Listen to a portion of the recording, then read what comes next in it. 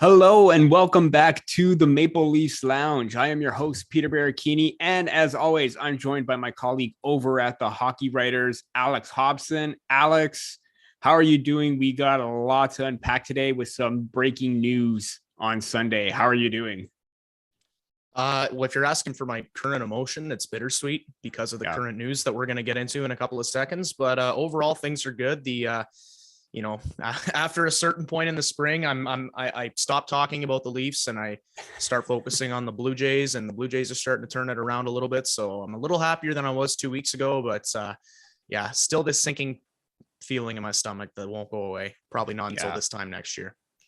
It probably won't go away, and because we will get into that shortly. And the Jays are doing pretty well. 4 straight wins, 3 against the Angels. But this is a hockey talk show and not baseball. If you want our opinions on baseball, you could follow us on Twitter for that. But at the same time, this week's show is being brought to you by themorningskate.io, a daily newsletter delivered to your inbox Monday to Friday, jam-packed with the best hockey stuff on the planet. It's your daily dose of NHL news, rumors, funnies, histories, quizzes, you name it. Just a little hockey fun and information brought to you by everyone over here at the Hockey Writers. If you want to sign up, there will be a link in the show description below. All you got to do is type in your email and you are good to go. As we mentioned at the top of the show, there was some news before we started recording. The Toronto Maple Leafs announced that forward Jason Spezza is announcing his retirement after 19 NHL seasons. Spezza's 38, it would have been his going on to his 20th season. 38 years old, 1,248 NHL games, 363 goals, 632 assists for 995 points in his regular season career. I was, like you said before, Alex, it's bittersweet. It's tough to unravel because of the success that he's had. He came close to winning a Stanley Cup with the Ottawa Senators back, I believe, in 2006, 2007. When he went toe-to-toe against the, I want to say, Anaheim Ducks, if I remember correctly. I remember that series very well. Just a fantastic career. Unfortunate that he didn't get to win a Stanley Cup. This probably would have been his best chance with his tenure with the Maple Leafs. What are your thoughts on it? How does this affect the Maple Leafs plans going forward? Well, I'm glad that he went into the front office because I think that's what Leafs fans everywhere we're hoping for. Jason Spezza is a guy who, he obviously had lost his legs a little bit this year, and that's, like you said, he's 38 years old, so never kiss a girl. Sorry, had to get that in there. Anyways, that's a Tragically Hip song, Peter. But okay. I'm just making sure. That would have sounded really weird out of context. Anyways, sorry, I should not have derailed it like that. He's 38, kind of lost his legs coming into this season. And, the Leafs have a lot of guys that are knocking on the door. They've got guys like Nick Robertson, Alex Steves, possibly someone like Pontus Holmberg this year who could push for full-time spots in the lineup. And, it would have been great to keep Spezza around. I kind of floated the idea of bringing him back on a deal where there's conditions where, he might only play half the games, but, give him one more shot to get to 1,000 points, get those 5 points and get him to that. And truth be told, I feel like Spezza coming 5 points shy of 1,000 is probably going to bother Leafs fans more than it's going to bother Spezza. Yeah. But otherwise, you know what? I just couldn't be happier that he's staying with the organization. I think he's a mindset that, the more that mindset can bleed and sort of influence other younger players, I think is the better. And he's been a professional and he's been a class act the entire time he's been in Toronto from day one, from the days when Mike Babcock benched him in that game in the home opener against Ottawa, when all with what was it, like 30 fans and friends and family came to support him and he benched him. He's been here for the good and bad, the ugly during his tenure. And I'm just happy he's staying with the organization, but it is going to be sad to not see number 19 take the ice next year. Let us not forget that Nick Shore was in that lineup over Jason Spezza. So yeah, I digress, but at the same time, I totally agree. This was again, bittersweet, knowing the fact that we won't get to see him hit that 1,000 point mark, and he's just 5 away. And I think that's what hurts most, because we wanted to at least see him get one more run in there with the team, because we've heard him talk about the players. The players love him. They love having him around.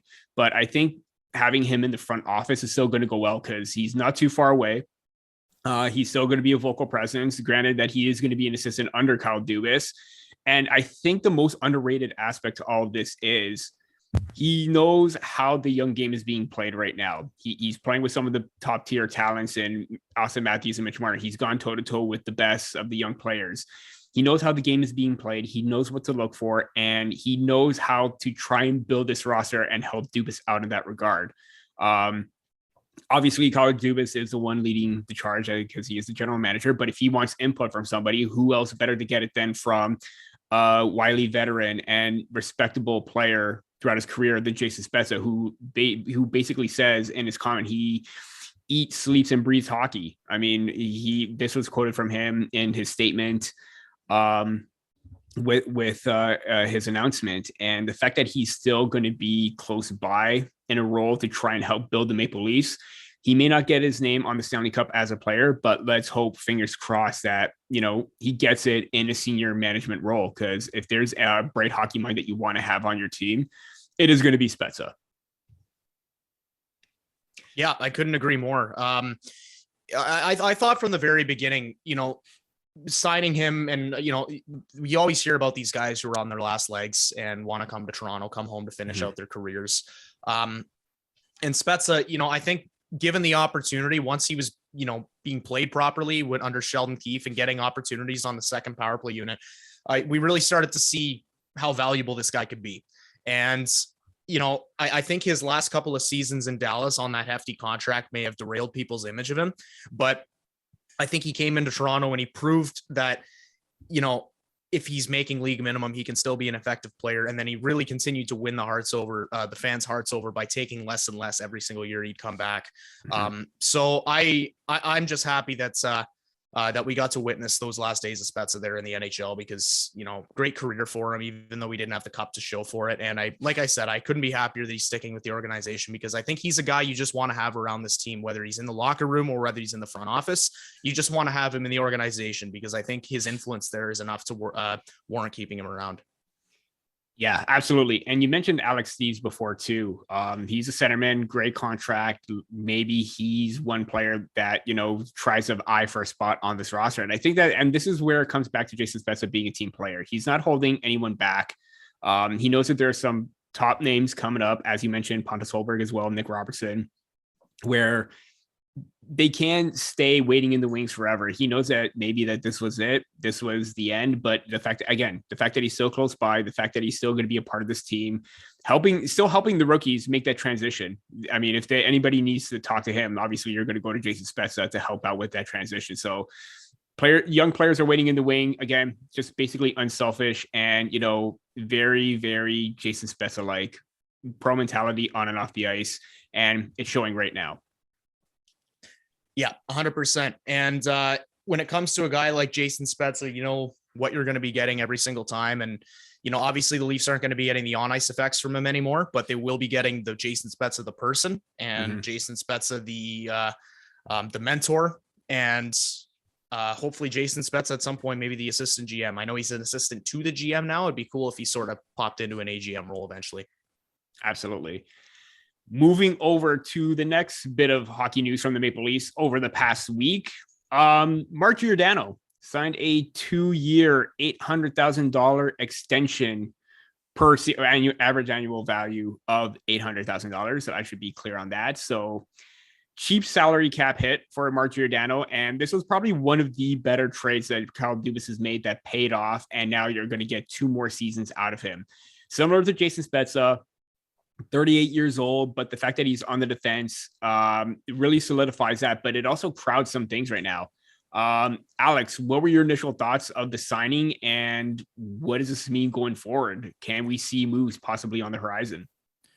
I think it's going to be really tough to picture an offseason where moves aren't made on the back end because of this, because the way that I see it, first of all, on Giordano, I gained a whole level of respect for him when I read that press release about how him and Dubas had originally decided on 1 million or something in that ballpark, and Giordano went back to Dubas and said, listen, if you want some extra money to improve other areas of the team, I'll take less. And he ends up coming back for 800,000. And I believe it was an Evolving Wild projection that I saw that said that, he would have been making, based on market standards, he could have made probably 5.1 million or something like that this year. So when you consider that the Leafs got him for 800,000, I think that's that just speaks volumes about the type of person Mark Giordano is, and also how much he wants to win in his hometown. And I know we had the same conversation with Joe Thornton, and we had the same conversation with Spezza.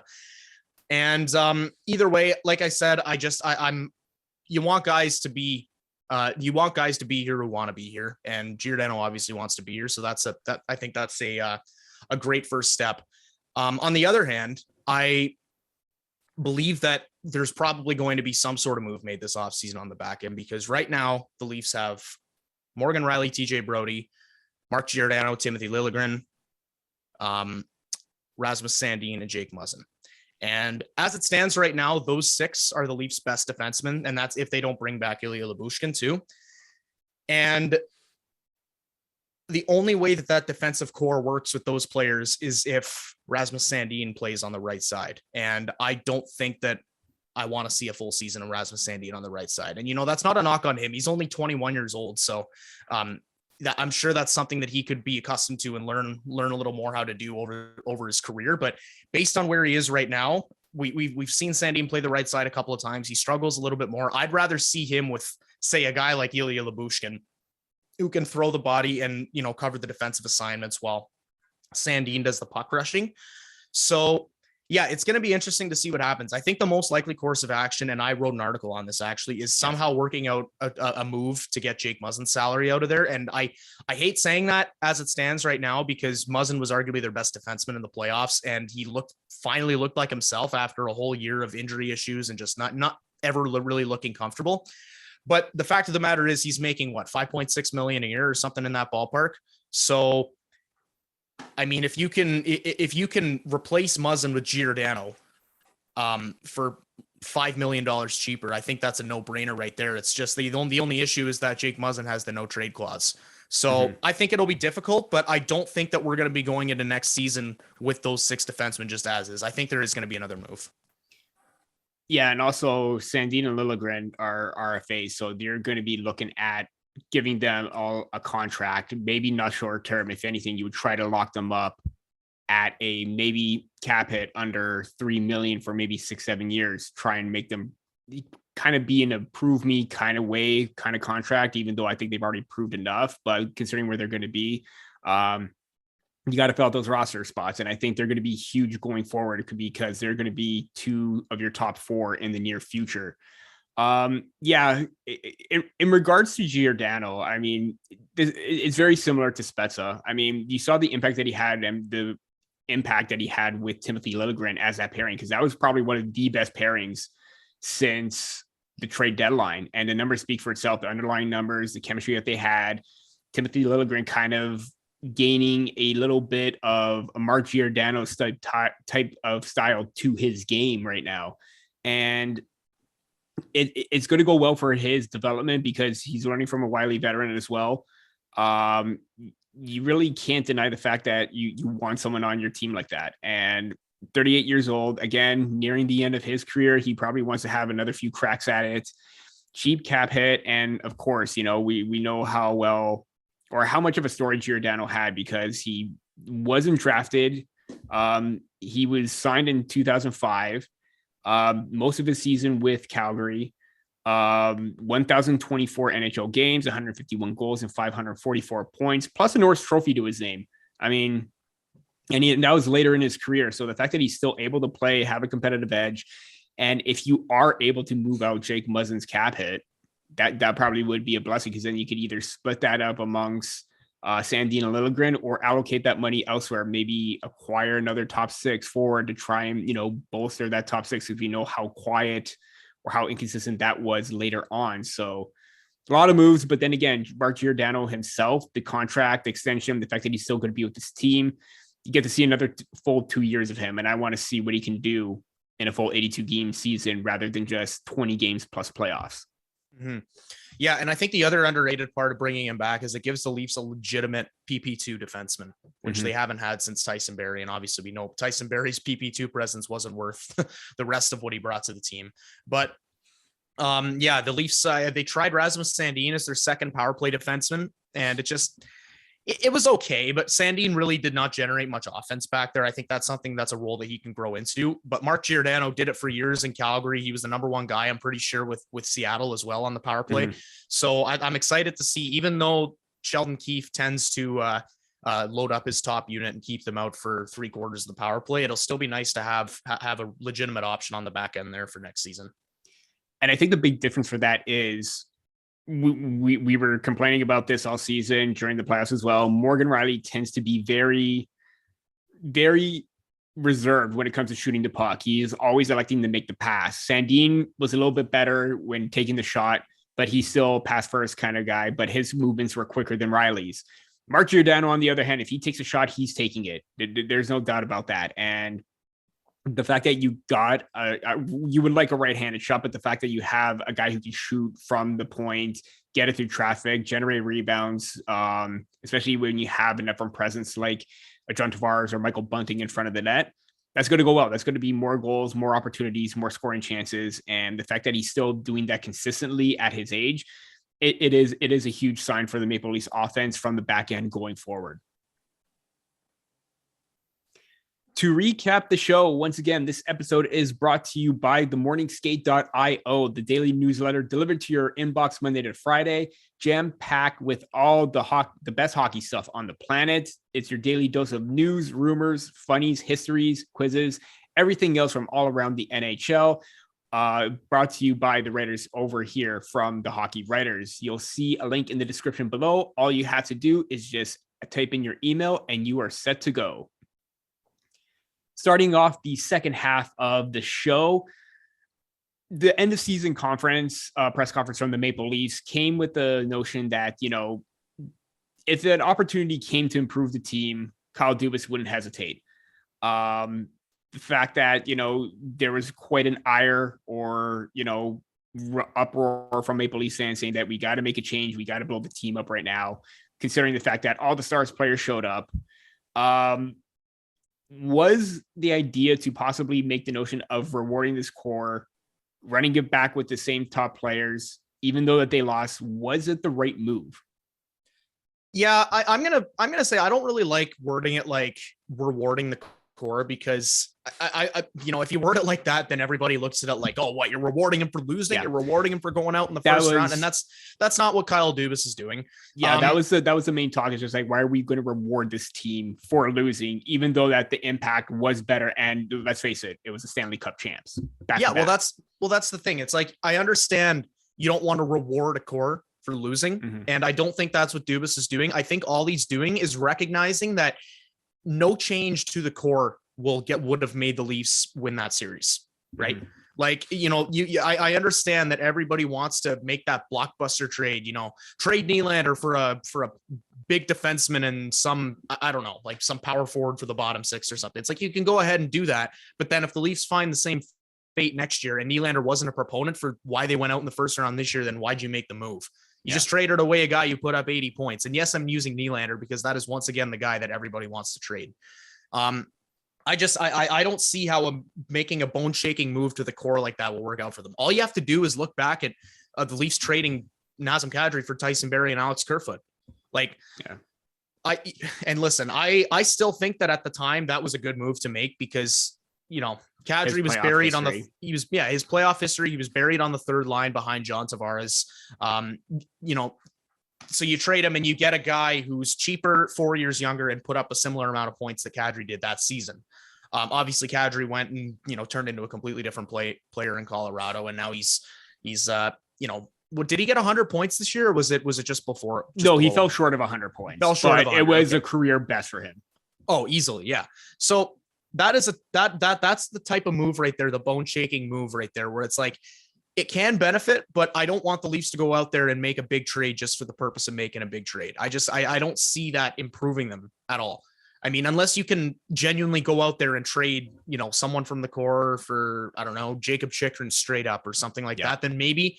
But that's like, you got to consider, is Arizona going to want to make that trade? Are they going to want to trade their cornerstone franchise defenseman for point per game forward? I understand that when a team goes out in the first round as many years in a row as this team has, you want change, and you're sick of looking at the same faces every year. But this team has been burned by knee-jerk moves in the past way too many times. And I truly believe, as pathetic as this sounds, that this year's choke was not a choke per se. Yeah. They didn't win in the first round. Yes, they blew it. There's no other way to put it. But at the same time, it's a 7-game series against the Stanley Cup champions, the defending Stanley Cup champions. And if you put any other team in a 7-game series against Tampa, there's a good chance they're going to lose too. Yeah. Again, that makes it sound like it's a loser's mentality. That's not at all what I'm saying. I'm just saying that there's no reason to make a big trade when that's really how close they were. And once again, looking back on all the teams that the Tampa Bay Lightning has faced, this was the one team to give them any sort of trouble and any sort of panic where their season or their, quote unquote dynasty or three-peat was going to be, in jeopardy. We saw how well that they bounced back and just dominated the Florida Panthers. I mean, if the Toronto Maple Leafs won that series, chances are they would have been in momentum. The momentum would have been on their side, just like momentum was on Tampa Bay side. I knew that once they beat the Maple Leafs, this was a wake-up call for them that they are going to put their best foot forward after this. And we saw that. They swept the President's Trophy team. And so the fact that this was the best that we've seen them play, and the effort and the killer instinct that is still quote unquote missing, it was better this time around. They showed fight, they showed heart. And I get that some may see that that's not the reason for winning. But then again, look at the Colorado Avalanche. They have had the same group, the same core for a number of years, bringing in Cale Makar, but Rantanen, McKinnon, Landeskog, all those players have gone through disappointing moments in their career. They didn't blow up their core. And I understand that maybe we would like to see one move happen, but then again, it's only if it's going to benefit the team. And if it doesn't, and if they still decide to keep Nylander and maybe sign somebody else in the offseason as opposed to making a deal and they trade someone from the back end, fine. But at the same time, with the way this team played, there shouldn't be I'm just going to make a trade for the sake of making a trade. If it makes sense, do it. And the Colorado Avalanche are the perfect example right now. The Washington Capitals, another perfect example, how they had, won their first round and then so many exits. They made moves here and there. They didn't blow up their whole entire core, moves here and there. I think the Maple Leafs should do the exact same thing. Yeah, I couldn't agree more. I think that a lot of people forget about how bad this team was for a long time. And now that they've got a 60 goal scorer on their team, they've got a guy who's capable of getting it near to 100 points. They've got 4 point per game players at least. I mean, I understand that none of this matters when the Leafs keep going out in the first round this year, but at the same time, how are you improving by trading any of those guys? Mm-hmm. I think that after an effort, like I said, and I think I mentioned this last time on the show, had you swap the efforts from Game 7 against Montreal and Game 7 against Tampa Bay, I would be driving the bandwagon of scorched earth. Trade everybody, leave no survivors, just everybody, like trade them, just get 23 new faces in here. I would have been saying that all the way. But I also said to myself during the season that, as much as I'm holding this team accountable for losing in Game 7 if it happens again, it'll be hard for me to do so if they put up a good effort all series. And yeah, there were bad games throughout the series, but Tampa had bad games too. In the end, they got the extra bounce. I think a lot of people overthink that and overlook it. So yeah, I would, I think it's the right move to keep the core intact. If we're having the same conversation again next year, even if they, they try really hard and they don't get there, then I'd probably make a bigger move. But after losing to Tampa Bay in 7 games, I can't justify it. Yeah. And once again, Toronto proved that they could outplay Tampa Bay. They proved that they can outplay the top teams in this league throughout the season. The fact that it just came down to one game, one goal, it was disappointing, but Austin Matthews said it best. We were right there. they were right there. So I think maybe with his emotion, Marner's emotion, everybody on that team, see what you could do next time around. Obviously, some players are going to be leaving, but this is where the depth comes in. This is where the offseason comes in, because now you got to make some decisions if you keep the core intact. So let's keep that in mind. And it's going to be an interesting one, to say the least. No doubt about that. Moving into our final topic, still in regards to the offseason talk, kind of tying into what we talked about making a move. Are the Maple Leafs just that close? Like, what is missing from this team? If you can make one decision, who would you bring in and who would you take out? That's a really tough question, because one part of me says that I think the missing piece for this team is an elite Vezina goalie, like like a full-on, a guy that you can trust, like a Carey Price or an Andrei Vasilevsky, somebody who is a rock, is proven to be a rock. And the only two options that are available for trade, I would imagine, are Connor Hellebuck and John Gibson, guys like that. But at the same time, I'm watching, this Calgary and Edmonton series. Mike Smith is going to the third round as Edmonton's starting goalie. So yeah, like, do you really, if all we're talking about at this point is winning a round, like, is a top end goalie really that much of a priority? And that was a big question mark heading into the series. Will Mike Smith, oh my God, will his play be a hindrance? I know. Well, that's what I said too. I mean, I had the Oilers going out in the first round. I had LA being one of the upsets, and obviously that didn't happen. But so yeah, that's kind of a tough question for me to answer, because I would say that I would like probably a new look third line. Mikheyev, Engvall, and Kampf. I think Kampf is good to stay there, and maybe you can experiment with doing like a higher pace third line, and then making the fourth line your checking line. But yeah, I can't really say there's a specific player out there that I want the Leafs to bring in. That's the missing piece, and I also don't know if there's a single player that I want them to get rid of. I just think that like we just talked about in the last bit, there's just got to be some tinkering, and I think that's all that this team really needs. I came out with a piece that just looked at 3 targets that could provide a killer instinct spark sort of thing. And obviously I looked at Andrew Kopp as one of them, because there were connections to him. But one that I'm actually really hoping they get is Riley Smith. He's going to be a free agent from the Vegas Golden Knights. Dealt with some injuries in the past. He hasn't been healthy at certain points during the season. But when he's on his game, he's on his game. And I think that's maybe the missing factor from that top 6, where he has the speed, the drive, the ability to set up a forecheck, and he does it consistently too. So I'm thinking maybe if you make the sacrifice of losing a, Ilya Mikheyev and or Pierre Engvall for your depth, and then up to get a player of similar value, but a little bit more offense in Riley Smith, I think he would be a really great spark for both John Tavares and William Nylander too. But all 3 would be able to make great plays, pass the puck and distribute it properly, and even score goals every now and then, because he's known for putting the puck in the back of the net. So I think that is one player that's really, really on my mind that maybe you could try and take a swing at, and even at a lower value too. I'm thinking if you could sign him to a contract similar to that of what Brandon Saad has right now with the St. Louis Blues, around in that 4.5 million area, I think maybe it could be a great opportunity and a boost to the top 6, something that they could use. Yeah, I couldn't agree more. I actually, now that you mention it, I think that was something that I said I wanted the Leafs to go after this offseason, was another bona fide top 6 winger. I don't think the defense needs many changes at this point, and the goaltending, I think, entirely hinges on what happens with Jack Campbell. So I think a trade that you can address, like you said, is something for the top 6. And Alex Kerfoot, as much as he did put up 51 points this year, I never really felt like he went quiet, and I never really felt like he gelled with Tavares and Nylander that much in the top 6. I think, I appreciate him as a versatile player, and he wasn't the type of player that ever really quit. So I don't think he deserves some of the disrespect that he gets, but I also am not convinced that he's the answer in the top 6. Yeah. So I think Riley Smith is a good option, and definitely someone I would consider bringing in as well. Absolutely.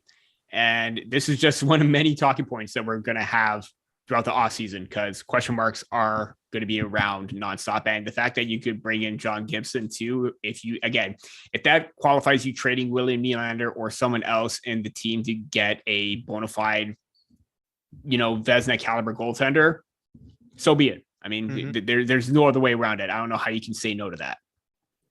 Yeah, couldn't agree more. To end off the show, once again, Jason Spezza retired. I was going to say this, little tidbit trivia for the top of the show or after our Spezza segment, but I think now is a great time to just honor him and close it off with this. Terry Koshin from the Toronto Sun tweeted out, his fond memory of, Jason Spezza when he was with the battalion in 98, 99. And this really blew my mind. I'm still in shock because it really puts things into perspective. Not really puts things into perspective, but it shows just how crazy this is. Spezza was third in OHL rookie scoring in 98-99. 71 points with the Brampton Battalion. Alex, this is going to surprise you, but do you know who was first overall in rookie scoring in 98-99 in the OHL? Well, that was before I was born, so I can't think of it off the top of my head, but okay, fair enough. It's a good question, actually. It's not it is who you think it is, but it's not who you think it is. Don't tell me, not Joe Thornton. No. Okay.